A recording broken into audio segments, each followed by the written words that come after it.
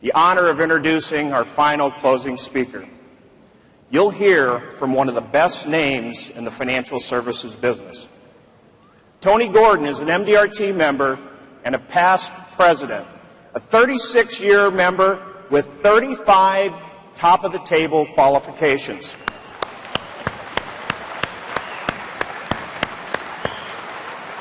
Today, he will help us discover our true potential.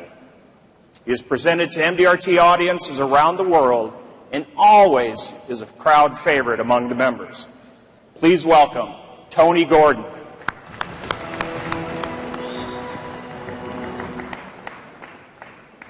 Whoa, thank you very much. Who's heard me speak before? Who's heard me speak more than once? You've heard both speeches. It's marvelous to be here in India. I have to tell you that Asian ladies are the most beautiful in the world.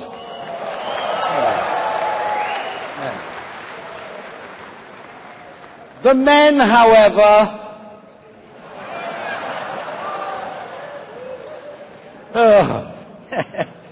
what a fantastic introduction. 36 years of MDRT, 35 years top of the table, past president of MDRT. Surely you are in the presence of an industry giant. Let me tell you what you may not know. When I started in this business 44 years ago, I needed 43 sales appointments to make my first sale. In my second month, however, I closed 6 sales. By the end of the month, they'd all cancelled. After 3 months, my closing average was 1 in 19. After 4 years, I tried to quit. The only reason that I stand here today is nobody would employ me. I thought, I know, I'll change insurance companies. There was a new insurance company opening in my town. Maybe it would kickstart my career. So I applied for a job and the manager put me through a personality test. And a week later, when I went back for the second interview, written across the test paper, it said, "This man is not suited to a career in the sale of life insurance." It took me 8 years to qualify for MDRT, but then only 1 year to make the top of the table.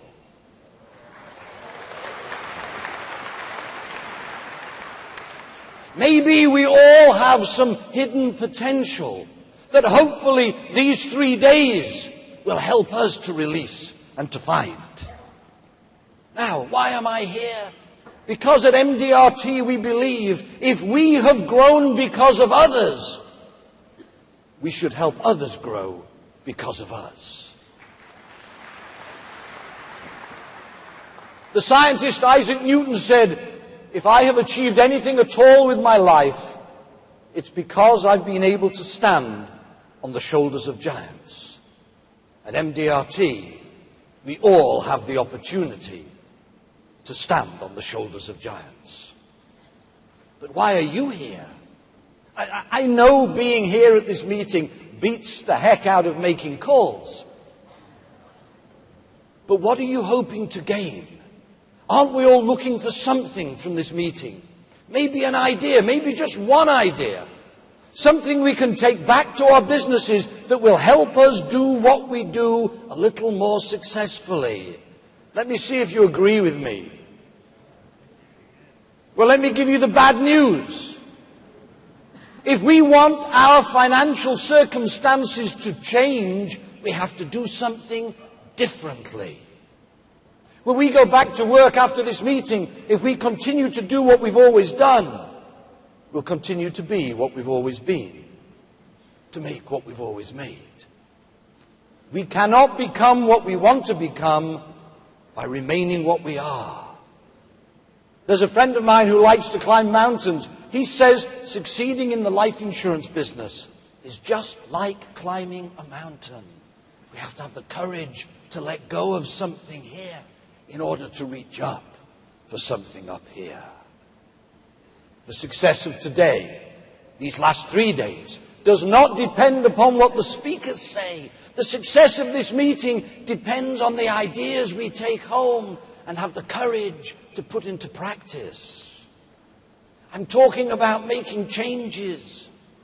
Oh, Tony, you say, do I have to make changes? Yes, we do. Einstein said, stupidity is continuing to do what we've always done and expecting to get a different result.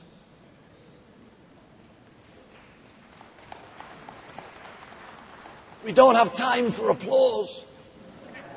Well, at the end, a big one. Save it all for the end. Or maybe a little applause along the way. Keep me encouraged. Do we need to make big changes, though? No. Sometimes the smallest changes can have the biggest effect on what we do. And here's one change.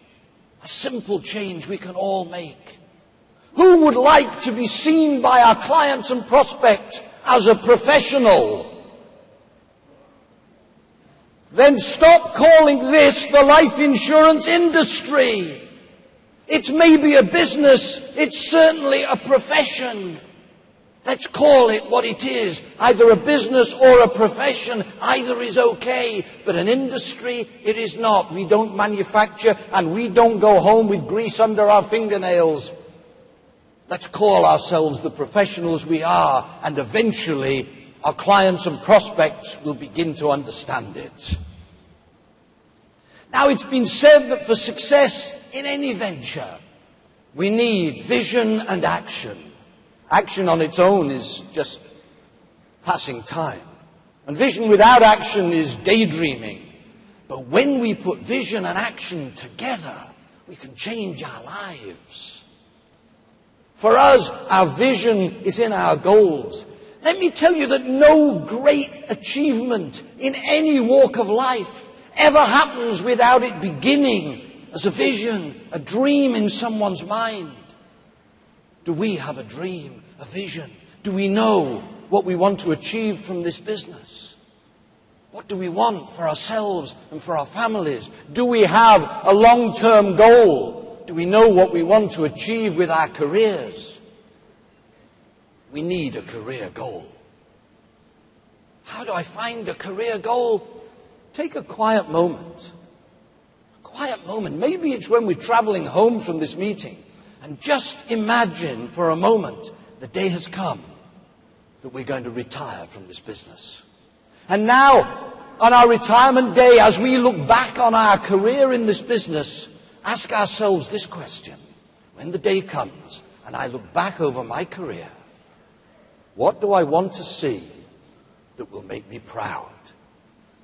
And there we have our vision, our dream.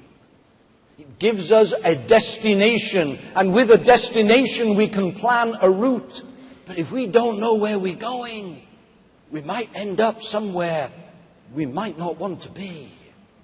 Once we have that career goal, we can ask ourselves this question: what do I have to do each year that, if I repeat it year after year, will bring my dream to reality? What do I have to do each month, each week?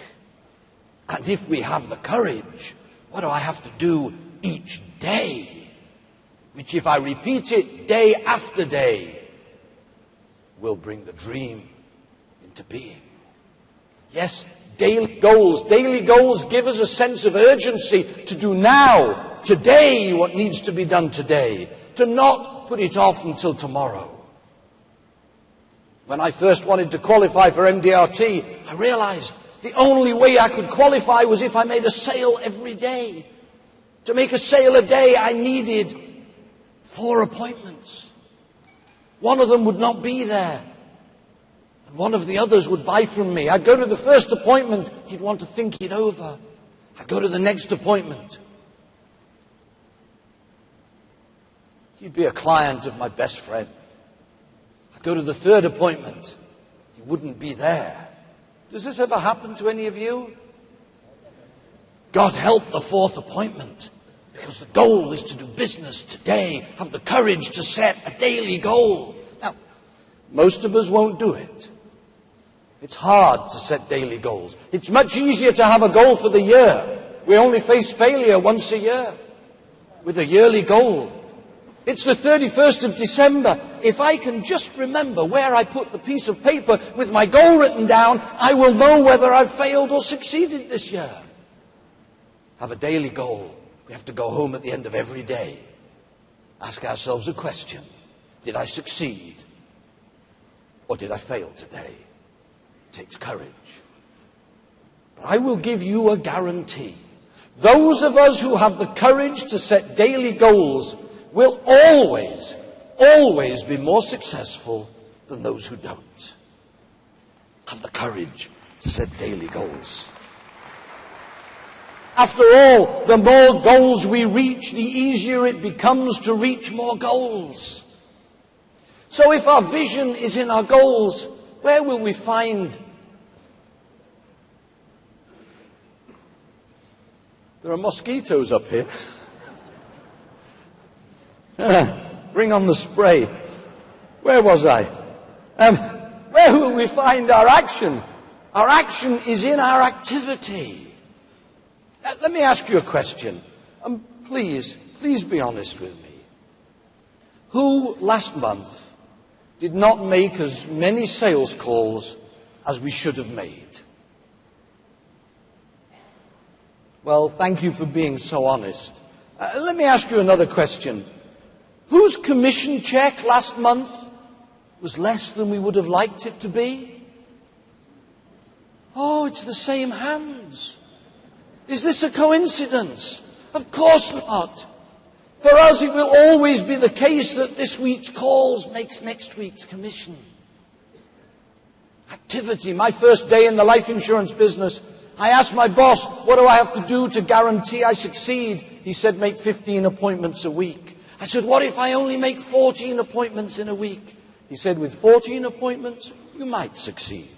With 15, I'll guarantee it.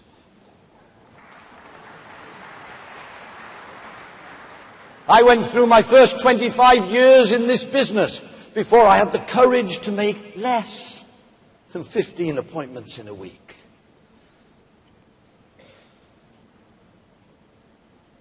I'm not suggesting that people here should make 15 appointments a week. It's not my place to tell you how many calls or how many appointments you should have.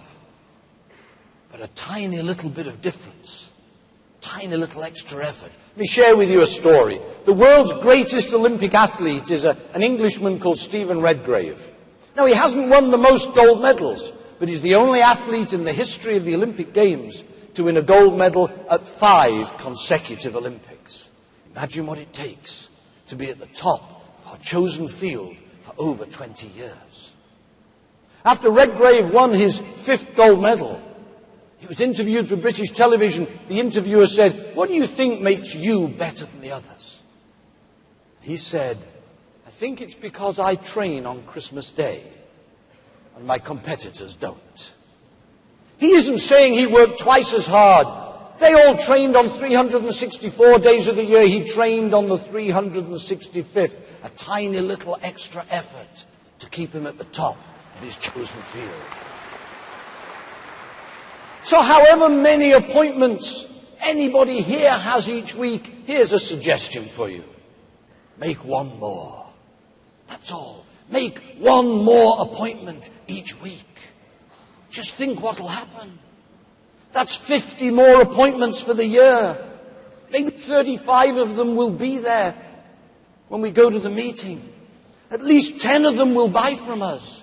If the average commission is $500, that's an extra $5,000 of income this year from one more appointment each week. When we go home from this meeting, and your much beloved says to you, well, darling, did you get any good ideas? Tell her this, or tell him this. What the speaker said, if I make one more appointment each week, you can have an extra $5,000 to spend this year. What do you think your darling will say? I know what my darling would say. Make two!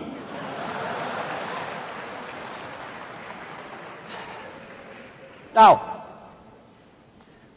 if our action, our activity, and our goals, our vision, are the building blocks of our careers, where will we find the mortar that binds it all together?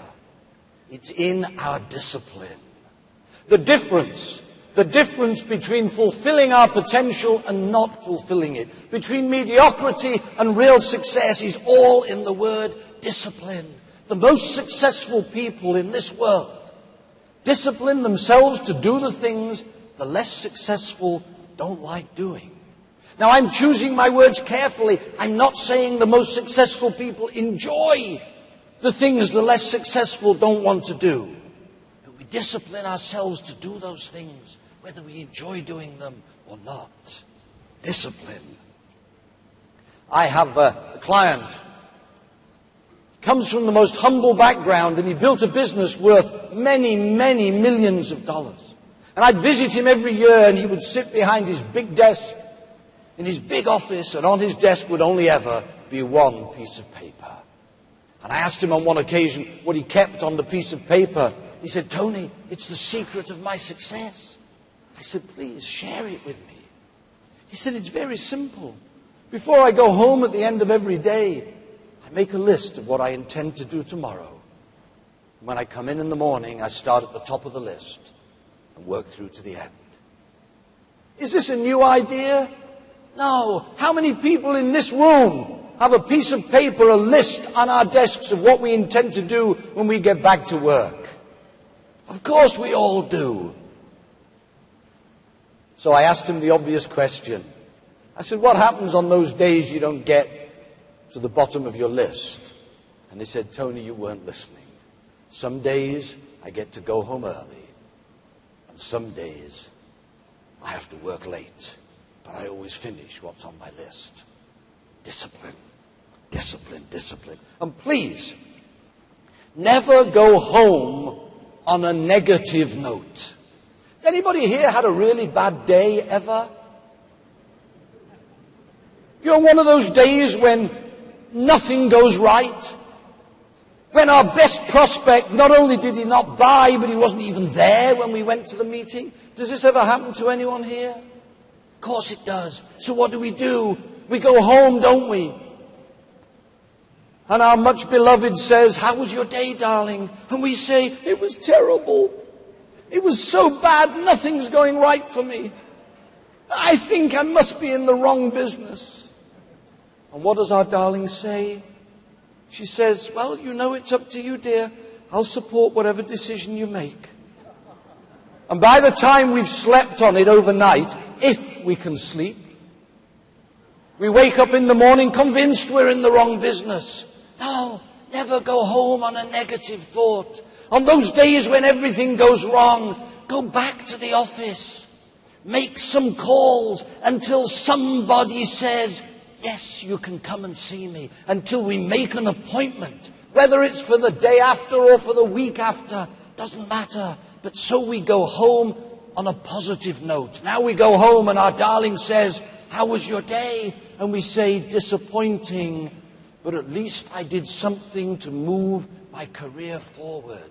Every day we should try to do something that takes us forward in our career. And how to make sure we have the activity? What should our discipline be? I'll share with you my discipline. Very, very simple. Make a decision. Every week, make a decision. How many appointments do I want? With clients, with new prospects, with some people who've already bought and some people who have not yet bought. How many appointments do I want next week? And then on a piece of paper, on your desk, write down the number. 15, 14, 13, 12, 11, all the way down to 0. Here's my discipline. Don't go home for the weekend until you've crossed off all the way down to 0. That's all. Just one discipline. Make the decision and then keep to it. Oh boy, our weekend's good when we know next week will be okay because we've achieved what we want to achieve. And here's another simple change we can all make.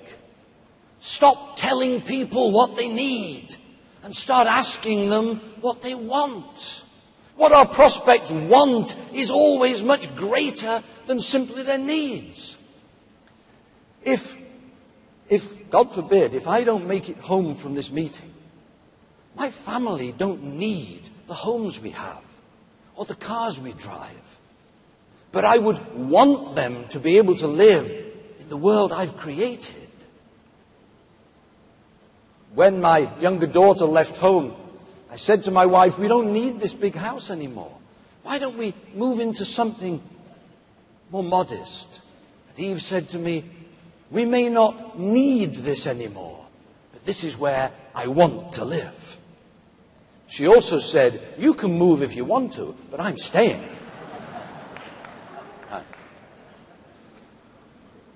Okay. When we tell somebody what they need, we are selling to them. Ask them what they want, and we're helping them to buy. It repositions us. And where should MDRT come in all of our planning?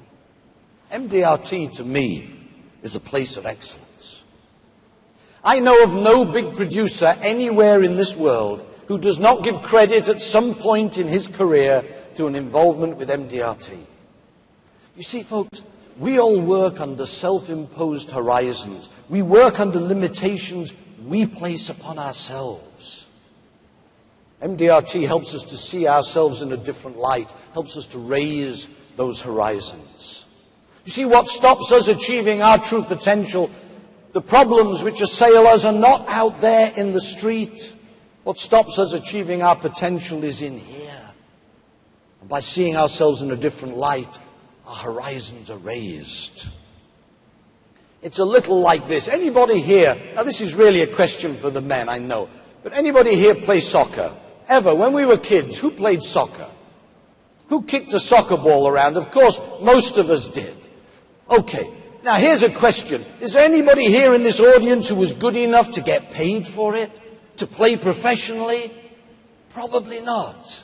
But imagine if we were invited every year to go and play soccer for 5 days with Manchester United. We may not become good enough to be professionals, but would we be better soccer players? Absolutely we would. Well, this is what happens when we come to MDRT. We get 5 days to play with the best.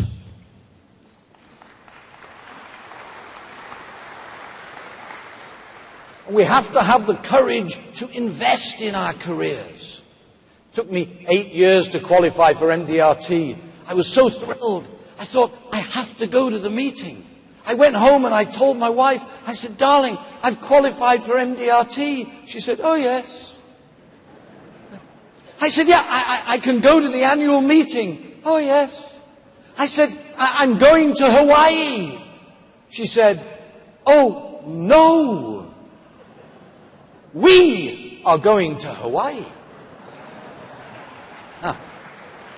36 years ago, Hawaii did not feature in travel brochures in my country. It took 27 hours to get there with our 2 little babies.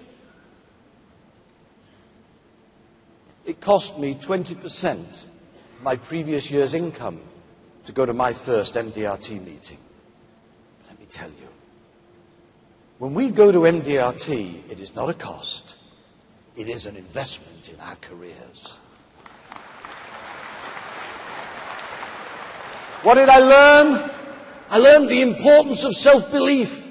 I learned that we can achieve anything we want to achieve in this business if we'll just have the courage to believe we can achieve it. I went home from my first meeting. I tore up all of my goals, made new goals to try to make the top of the table. Was I right to dare? It's better to try and not succeed than not to try. Same office, same staff, same company, same clients. What changed? What changed was my perception of what I could achieve. Will it happen to you? Why not? It happened to me. If it happened to me, it could happen to you. You know that old question, is your glass half empty or is your glass half full? Let me tell you, at MDRT, our glass is overflowing. And do we believe in what we sell? There's an old saying in our business that those of us who own the most will always sell the most. Those of us who own the most life insurance will sell the most life insurance. Those of us who save the most for our own retirement will have clients who will save the most for their retirement. I spoke many years ago in Hong Kong. This is exactly what I told them. I was there again speaking a year later. A young girl, an MDRT member, came up to me. She said, "Tony, last time you were here, you said those of us who own the most will always sell the most." She said, "So I bought a policy on my own life, bigger than I've ever sold. The annual premium was 25% of last year's earnings." I said, "What's happened since?" She said, "Oh, I sell at least one of that size every month now." Those of us who own the most will always sell the most. Do we believe in what we sell? I had a young man, 36-year-old, married, father of one, looks perfectly healthy, doesn't smoke, doesn't drink, he's not overweight. He was sitting in my office 2 weeks ago. He'd just recovered from his second heart attack. And they've told him within 5 years he'll have another. I asked him if he had critical illness insurance. He said, yes. How much? $500,000. Now, he's in our business. I said, what are you going to do with the check when it arrives? He said, put it in the bank. I said, no, before you put it in the bank, what are you going to do with the check? He said, what do you mean? I said, you're going to take it to a stationery store and you're going to have that check laminated, or a copy of it laminated. And you're going to put it in your sales presentation kit and you are going to show it to every prospect you ever talk to.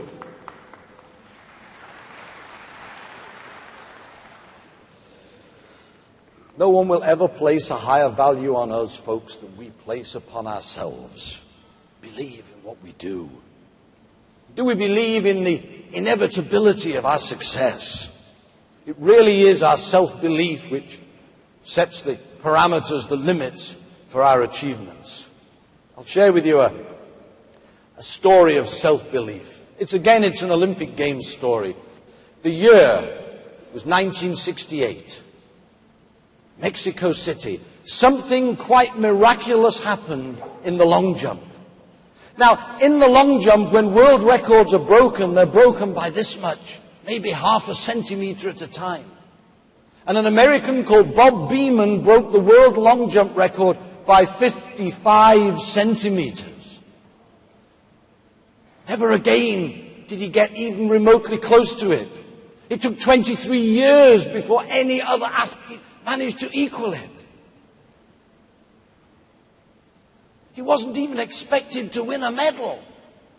This is how he described what happened.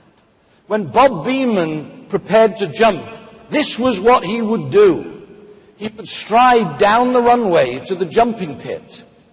He would measure exactly the point that he believed he could reach, take off his baseball cap, roll it up, and place it at the side of the jumping pit at the point he believed he could reach. And then slowly he would pace out his run-up, turn at the end of his run-up, focus on the point of his self-belief, begin his run-up, and try to jump to his cap. And while he paced out his run-up, a groundsman, sweeping the sand back into the jumping pit, swept his cap 55 centimeters further along. And he jumped to the point of his self-belief. What would happen to us if we just moved our self-belief by 55 centimeters?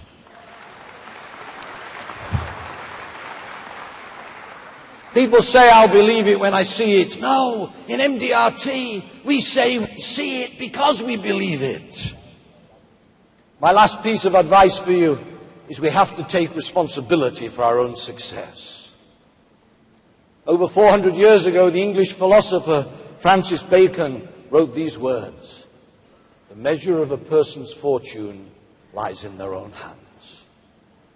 The measure of a person's fortune lies in their own hands. So please, if things are not going the way you would like them to go, it isn't your manager's fault, and it isn't your company's fault, and it isn't the economy's fault. And please, don't say the speakers at this meeting haven't motivated you. It's not our responsibility to motivate you.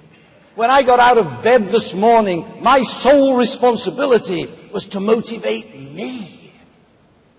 If we'll take responsibility for our own motivation, for our own success, then some of it will rub off on the people we spend our time with, our colleagues, our prospects and clients. And people like to spend time with people who make them feel good. So, the meeting is almost over. Hasn't it been a great 3 days?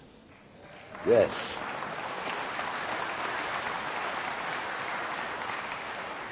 So what are we going to do when we go home from this meeting? Are we going to continue to be as we've always been, to make what we've always made? Or are we going to make some small changes? And if we are going to make changes, when? Next year? Next month? Next week? Or how about now, today? Now, today, make the changes. Can we qualify for MDRT? Yes. If we are already qualifying for MDRT, can we qualify for court at the table? And if we're making court at the table, can we qualify for top of the table? It's an interesting question. Can I do it? Can I do it? So I'm going to close with a parable. Somewhere, maybe not too far from where we are now, out on the dusty plains of India, in a little village many years ago, a wise old man would come out and sit in the village square, sit by the well every day. And people would come every day and bring questions for him. He had the wisdom of the ages. He always knew the answers. And there were two young men, envious of this man's reputation. And one of them said, you know, we could fool the old man. We could fool him. Tomorrow, I'll catch a little bird. And I'll take the bird up to the old man in my hands and I'll say, hey, old man, what do I have in my hands? And he'll know it's a bird. But then I'll say, yes, old man, but is it alive or is it dead? And if he says the bird is alive, then I'll crush it between my hands. But if he says the bird is dead, I'll open my hands and it'll fly away. We'll prove him wrong. And true to his words, the following day he went up to the old man and he said, oh, old man, what do I have in the palm of my hands? The old man said, you have a bird in the palm of your hands, my son. He said, yes, old man, but is it alive or is it dead? And the old man answered his question in the same way that I'll answer your question. Can we make MDRT? Can we make the court of the table? Can we make the top of the table? The old man said to the young man, the answer to your question lies in your hands. Bahut shukriya. Namaste. Thank you very much.